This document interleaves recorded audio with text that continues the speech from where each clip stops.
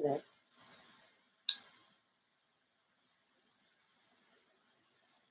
How are we all?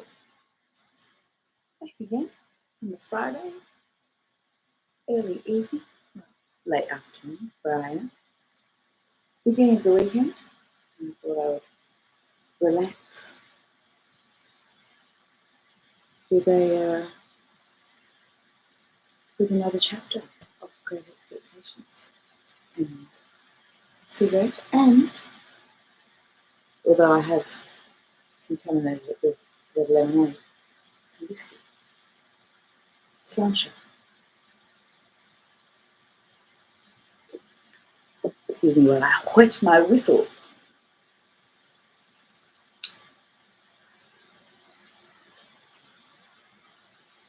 Thank you for joining me. I am Mama Duck. I am a comedian, a writer, I'm a journalist and broadcaster. I'm an Australian. I live in Ireland. Last night I went to Mullingar and did stand up at the Columbia Bar in Mullingar, run by a very funny comedian called Ross. And it was an intimate gig, which I kind of like. I like small rooms. And it went over quite well. And I look forward to going back. So keep an eye out on my channel for places I might be around. Ireland doing comedy. But enough of that. I am, as I say, back with chapter 4, Great Expectations by Charles Dickens. And I know that the audio on my MacBook is not fabulous. I do apologise, but I can once again remind you that I'm recording this simultaneously on the speaker app on my phone, which will be much better quality audio, so that'll be uploaded at the end of this. So if you want to watch it back with decent audio, or just listen to the audio without me distracting by waving my hands around or something, please do feel free. Are you sitting comfortably? Then I'll begin. Great Expectations, Charles Dickens. I shall try and speak above the sound of the tractors in the street. Chapter 4. I fully expected to find a constable in the kitchen waiting to take me up. But not only was there no constable there, but no discovery had yet been made of the robbery. Mrs. Joe was prodigiously busy in getting the house ready for the festivities of the day, and Joe had been put upon the kitchen doorstep to keep him out of the dustpan, an article into which his destiny always led him, sooner or later, when my sister was vigorously reaping the floors of her establishment. "And where the deuce are you been?" was Mrs. Joe's Christmas salutation when I and my conscience showed ourselves. I said I had been down to hear the carols. "Ah, well," observed Mrs. Joe, "you might have done worse." Not a doubt of that, I thought. Perhaps if I weren't a blacksmith wife, and, what's the same thing, a slave with her apron never off, I should have been to hear the carols, said Mrs. Joe. I'm rather partial to carols myself, and that's the best of reasons for my never hearing any. Joe, who had ventured into the kitchen after me as the dustpan had retired before us, drew the back of his hand across his nose with a conciliatory air, when Mrs. Joe darted a look at him, and, when her eyes were withdrawn, secretly crossed his 2 forefingers and exhibited them to me as our token that Mrs. Joe was in a cross temper. This was so much her normal state that Joe and I would often, for weeks together, be, as to our fingers, like monumental crusaders as to their legs. We were to have a superb dinner consisting of a leg of pickled pork and greens and a pair of roast stuffed fowls. A handsome mince pie had been made yesterday morning, which accounted for the mincemeat not being missed, and the pudding was already on the boil.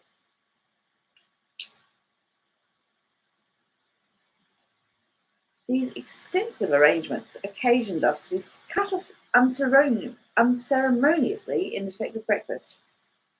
"For I ain't," said Mrs. Joe, "I ain't a going to have no formal cramming and busting and washing up now with what I've got before me, I promise you." So we had our slices served out, as if we were 2,000 troops on a forced march instead of a man and boy at home, and we took gulps of milk and water with apologetic countenances from a jug on the dresser. In the meantime, Mrs. Joe put clean white curtains up and tacked a new flowered flounce across the wide chimney to replace the old one, and uncovered the little state parlour across the passage, which was never uncovered at any other time, but passed the rest of the year in a cool haze of silver paper, which even extended to the 4 little white crockery poodles on the mantel-shelf, each with a black nose and a basket of flowers in his mouth, and each the counterpart of the other. Mrs. Joe was a very clean housekeeper, but had an exquisite art of making her cleanliness more uncomfortable and more unacceptable than dirt itself. Cleanliness is next to godliness, and some people do the same by their religion. My sister, having so much to do, was going to church vicariously, that is to say, Joe and I were going. In his working clothes, Joe was a well-knit, characteristic-looking blacksmith. In his holiday clothes, he was more like a scarecrow in good circumstances than anything else. Nothing that he wore then fitted him or seemed to belong to him, and everything that he wore then grazed him. On the present festive occasion, he emerged from his room when the Blythe bells were going, the picture of misery in a full suit of Sunday penitentials. As to me, I think my sister must have had some general idea that I was a young offender whom an acushia policeman had taken up on my birthday and delivered over to her to be dealt with according to the outraged majesty of the law. I was always treated as if I had insisted on being born in opposition to the dictates of reason, religion, and morality, and against the dissuading arguments of my best friends. Even when I was taken to have a new suit of clothes, the tailors had orders to make them like a kind of reformatory, and on no account to let me have the free use of my limbs. Joe and I going to church, therefore, must have been a moving spectacle for compassionate minds. Yet what I suffered outside was nothing to what I underwent within. The terrors that had assailed me whenever Mrs. Joe had gone near the pantry or out of the room were only to be equalled by the remorse with which my mind dwelt on what my hands had done. Under the weight of my wicked secret, I pondered whether the church would be powerful enough to shield me from the vengeance of the terrible young man if I divulged to that establishment. I conceived the idea that the time when the band were read and when the clergyman said, "Ye are now to declare it," would be the time for me to rise and propose a private conference in the vestry. I am far from being sure that I might not have astonished our small congregation by resorting to this extreme measure, but for it being Christmas Day and no Sunday.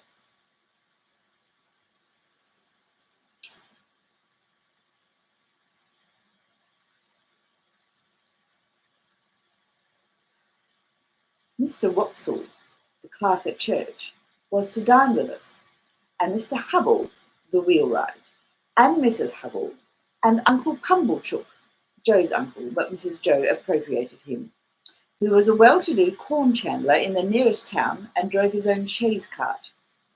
The dinner hour was 1:30. When Joe and I got home, we found the table laid, and Mrs. Joe dressed, and the dinner dressing, and the front door unlocked. It never was at any other time, for the company to enter by, and everything most splendid. And still, not a word of the robbery. The time came without bringing with it any relief to my feelings, and the company came.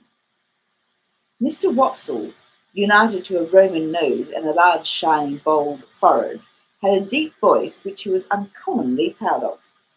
Indeed, it was understood among his acquaintance that if you could only give him his head, he would read the clergyman into fits.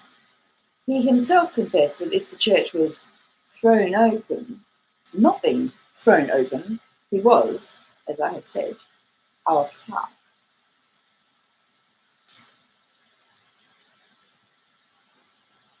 But he punished the amens tremendously, and when he gave out the psalm, always giving the whole verse, he looked all round the congregation first, as much as to say, "You have heard our friend overhead. Oblige me with your opinion of this first to Mr. Wopsle, next to Mr. and Mrs. Hubble, and last of all to Uncle Pemberton." Note well, I was not allowed to call him uncle under the severest penalties.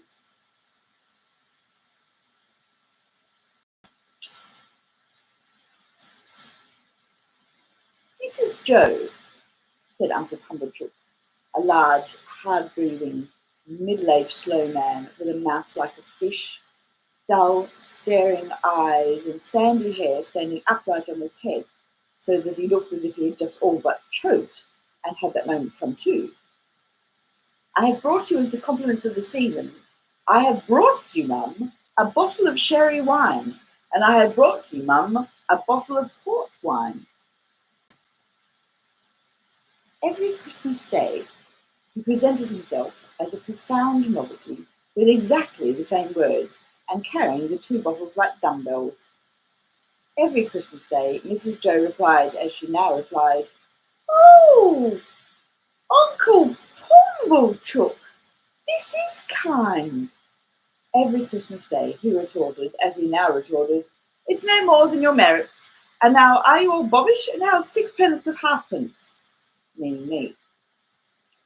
We dined on these occasions in the kitchen, and adjourned, for the nuts and oranges and apples, to the parlour, which was a change very like Joe's change from his working clothes to his Sunday dress. My sister was uncommonly lively on the present occasion, and indeed was generally more gracious in the society of Mrs. Hubble than in other company. I remember Mrs. Hubble as a little curly, sharp-edged person in sky blue, who held a conventionally juvenile position, because she had married Mr. Hubble, I don't know at what remote period, when she was much younger than he. I remember Mr. Hubble as a tough, high-shouldered, stooping old man of a sawdusty fragrance, with his legs extraordinarily wide apart, so that in my short days I always saw some miles of open country between them when I met him coming up the lane. Among this good company I should have felt myself, even if I had been robbed the pantry, in a false position. Not because I was squeezed in at an acute angle of the tablecloth, with the table in my chest, and the Pumblechookian elbow in my eye, nor because I was not allowed to speak, I didn't want to speak, nor because I was regaled with the scaly tips of the drumsticks of the fowls, and with those obscure corners of pork of which the pig, when living, had had the least reason to be vain. No, I should not have minded that they would have only left me alone. But they wouldn't leave me alone. They seemed to think that the opportunity lost if they failed to point the conversation at me every now and then, and stick the point into me. I might have been an unfortunate little bull in the Spanish arena, I got so smartly touched up by these moral goads. It began the moment we sat down to dinner. Mr. Wopsle said grace with theatrical declamation, as it now appears to me, something like a religious cross of the Ghost in Hamlet with Richard III, and ended with the very proper aspiration that we might be truly grateful. Upon which my sister fixed me with her eye and said in a low reproachful voice, "Do you hear that? Be grateful." "Especially," said Mr. Pumblechook, "be grateful, boy, to them which brought you up by hand." Mrs. Hubble shook her head, and contemplating me with a mournful presentiment that I should come to no good, asked, "Why is it that the young are never grateful?"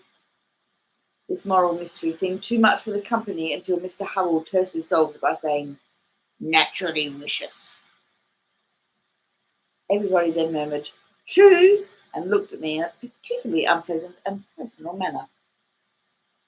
Joe's station and influence was something feebler, if possible, when there was company than when there was none. But he always aided and comforted me when he could, in some way of his own, and he always did so at dinner time by giving me gravy, if there were any. There being plenty of gravy today, Joe spooned into my plate, at this point, about half a pint.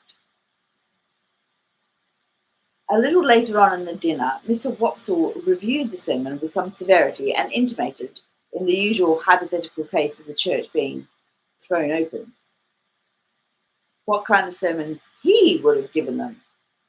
After favouring them with some heads of that discourse, he remarked that he considered the subject of the day's homily ill chosen, which was the less excusable, he added, when there were so many subjects going about.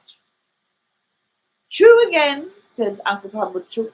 You've hit it, sir. Plenty of subjects going about for them that know how to put salt upon their tails. That's what's wanted. A man needn't go far to find a subject if he's ready with his salt box. Mr. Pumblechook added, after a short interval of reflection, look at pork alone. There's a subject. If you want a subject, look at pork. True, sir. Many a moral for the young, returned Mr. Wopsle, and I knew he was going to lug me in before he said it, might be deduced from that text. You listen to this, said my sister to me in a severe parenthesis. Joe gave me some more gravy. Swine, pursued Mr. Wopsle in his deepest voice and pointing his fork at my blushes as if he were mentioning my Christian name. Swine were the companions of the prodigal. The gluttony of swine is put before us as an example to the young. I thought this pretty well in him, who had been praising up the pork for being so plump and juicy. What is detestable in a pig is more detestable in a boy. Or girl, suggested Mr. Hubble. Of course, or girl, Mr. Hubble, assented Mr. Wopsle rather irritably.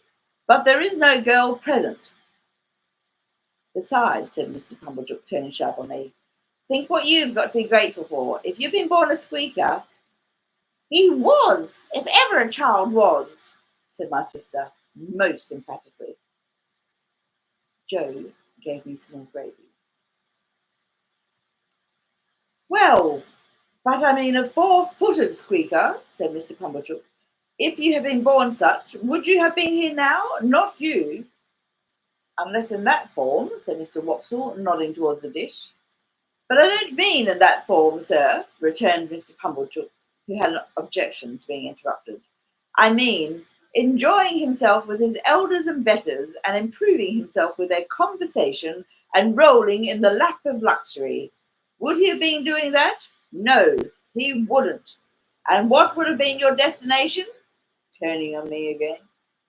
You would have been disposed of for so many shillings according to the market price of the article, and Dunstable the butcher would have come up to you as you lay in your straw, and he would have whipped you under his left arm, and with his right he would have tucked up his frock to get a penknife from out of his waistcoat pocket, and he would have shed your blood and had your life. No bringing up by hand then, not a bit of it. Joe offered me more gravy, which I was afraid to take.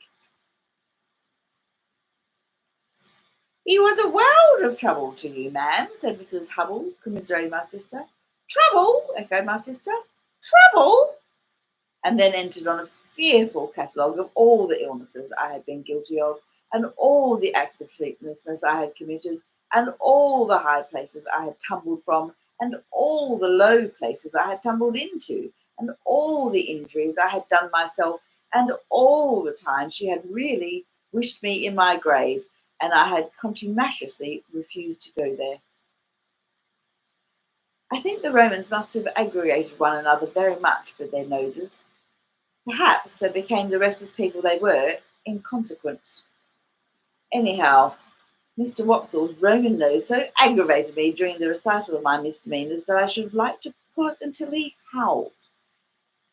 But all I had endured up to this time was nothing in comparison with the awful feelings that took possession of me when the pause was broken which ensued upon my sister's recital, and in which pause everybody had looked at me, as I felt painfully conscious, with indignation and abhorrence. Yet, said Mr. Pumblechook, leading the company gently back to the theme from which they had strayed, pork regarded as mild, is rich too, ain't it? Have a little brandy, uncle, said my sister. Oh heavens, it had come at last. He would find it was weak. He would say it was weak, and I was lost. I held tight to the leg of the table under the cloth with both hands and awaited my fate. My sister went for the stone bottle, came back with the stone bottle, and poured his brandy out, no one else taking any. The wretched man trifled with his glass, took it up, looked at it through the light, put it down, prolonged my misery. All this time, Mrs. Joe and Joe were briskly clearing the table for the pie and pudding. I couldn't keep my eyes off him. Always holding tight by the leg of the table with my hands and feet, I saw the miserable creature finger his glass playfully, take it up, smile, throw his head back, and drink the brandy off.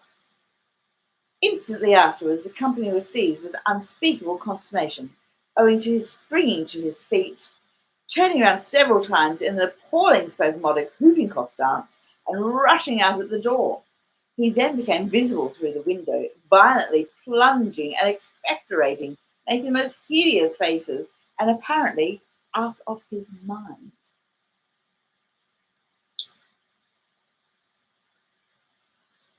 I held on tight while Mrs. Joe and Joe ran to him. I didn't know how I had done it, but I had no doubt I had murdered him somehow. In my dreadful situation, it was a relief when he was brought back, and surveying the company all round as if they had disagreed with him, sank down into his chair with the one significant gasp, tar. I had filled up the bottle from the tar-water jug. I knew he'd be worse by and by. I moved the table like a medium of the present day by the vigour of my unseen hold upon it. Tar! Cried my sister in amazement. Why, however could tar come there? But Uncle Pumblechook, who was omnipotent in that kitchen, wouldn't hear the word, wouldn't hear of the subject, imperiously waved it all over his hand, and asked for hot gin and water. My sister, who had begun to be alarmingly meditative, had to employ herself actively in getting the gin, the hot water, the sugar, and the lemon peel, and mixing them. For the time, at least, I was saved. I still held on to the leg of the table, but clutched it now with the fervour of gratitude. By degrees, I became calm enough to release my grasp and partake of pudding. Mr. Pumblechook partook of pudding. All partook of pudding. The course terminated, and Mr. Pumblechook had begun to beam under the genial influence of gin and water. I began to think I should get over the day when my sister said to Joe, "Clean pates, cold." I clutched the leg of the table again immediately and pressed it to my bosom as if it had been the companion of my youth and friend of my soul. I foresaw what was coming, and I felt that this time I really was gone. "You must taste," said my sister, addressing the guest with her best grace. "You must taste to finish with such a delightful and delicious present of Uncle Pumblechook's." Must they? Let them not hope to taste it. "You must know," said my sister, rising, "it's a pie, a savoury pork pie." The company murmured their compliments. Uncle Pumblechook, sensible of having deserved well of his fellow creatures, said, quite vivaciously, all things considered, "Well, Mrs. Joe, we'll do our best endeavours.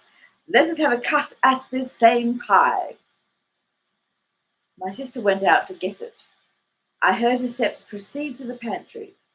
I saw Mr. Pumblechook balance his knife. I saw reawakening appetite in the Roman nostrils of Mr. Wopsle. I heard Mr. Hubble remark that a bit of savoury pork pie would lay atop of anything you could mention and do no harm. And I heard Joe say, "You shall have some, Pip." I have never been absolutely certain whether I uttered a shrill yell of terror merely in spirit or in the bodily hearing of the company. I felt that I could bear no more and that I must run away. I released the leg of the table and ran for my life. But I ran no further than the house door, for there I ran head foremost into a party of soldiers with their muskets, one of whom held out a pair of handcuffs to me, saying, "Here you are, look sharp, come on." That was the end of chapter 4. Mr. Dickens really did know how to do a cliffhanger in his serials, did he not? I shall return to chapter 5.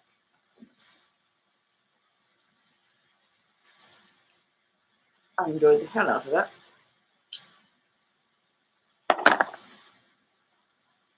Whenever I read that scene, I always think of Christmas. The Christmas when I was 20, Christmas I was 21. So that was the year that I did my high school graduation certificate by correspondence, and Great Expectations was in the English lit curriculum. But I was already like a young matron, as I had been told I was, and was trying to be. So I was already married with a baby. So that Christmas was very, I tried to mimic like the Protestant Dickensian festive sort of decorations and everything. I made by hand, fruit and pie, and even a pork pie, and my goodness, the Victorians sort of established the Christmas tree tradition, because of course the first Christmas tree in England was brought about by Albert, Queen Victoria's consort. He brought from Germany the tradition of the tree indoors at Christmas, and because the English royal family is the moral exemplar of the country, and it was at the time of the Empire, of course, Christmas trees became a tradition everywhere. So, although it might be 40 degrees in Australia, and most pine trees aren't even native to most parts of Australia, there we all sit in some midsummer with a fake or real pine tree in our lounge rooms beneath which are presents. Even though it's so hot, we generally spend Christmas Day at the beach or in the swimming pool if we can. But we still have Victoria's Christmas tree in our front room because of the influence of the English Empire. It is now, one could say, pretty confidently folding in on itself. What was one thing and another? Right, with that, I shall love you and leave you. I am Mum Duck. I read aloud often on YouTube, and I have many videos of the wonderful scenery of Ireland, where I live. And I podcast on Spotify. Go and look for Never Mind the Buzz Ducks, which is my podcast with the fabulous Irish actor and writer Owen Colby. He's often touring with his stand-up too, so go and look up his dates.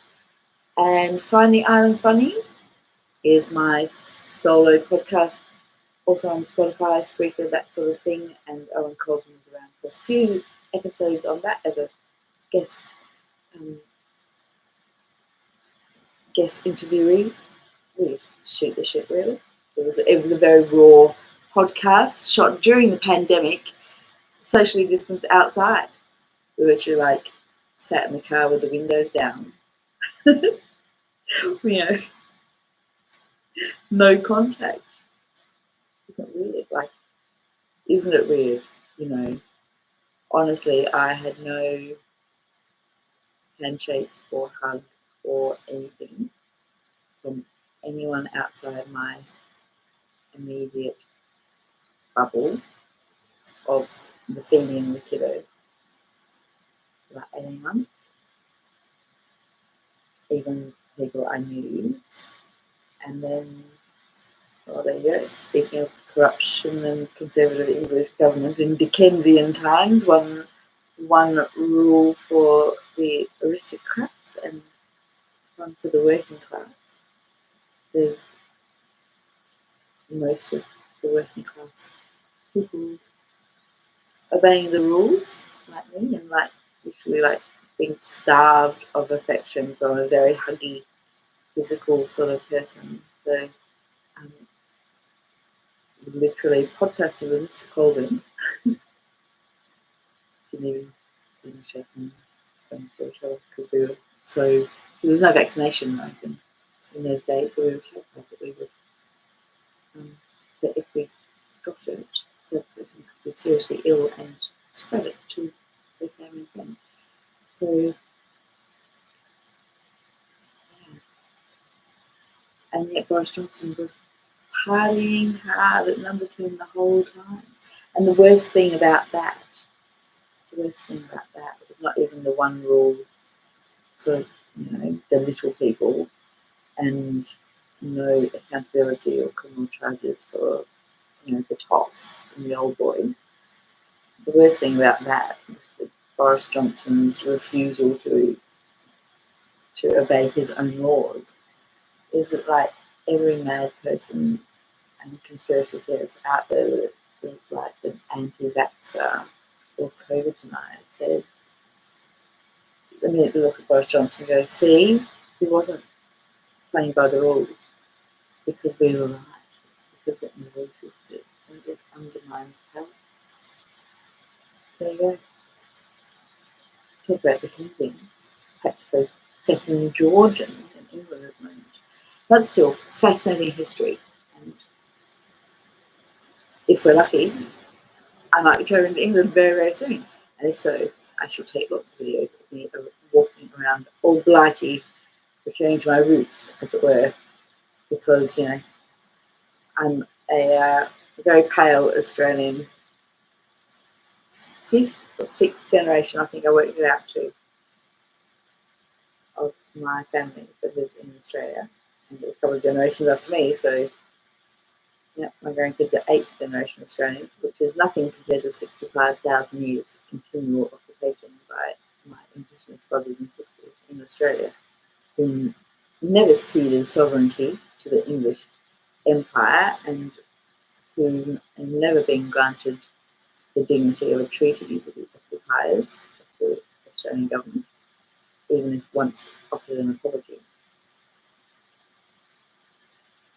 Scratch any of us pale Aussies and you'll certainly find like an Irish person or an English person or a Scottish person, not very far back in their ancestry.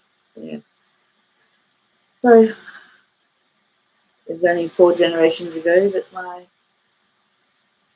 family considered themselves English. And now they consider themselves Australian. How it goes around, doesn't it? But one thing will always remain, love for language. There are other languages just as beautiful as English, and of course English did tend to stamp out the beauty of other languages wherever they went. But we can never do that too.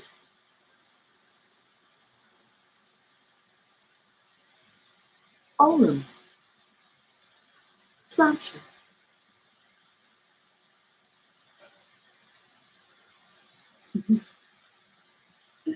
I'll see you when you've got nothing on.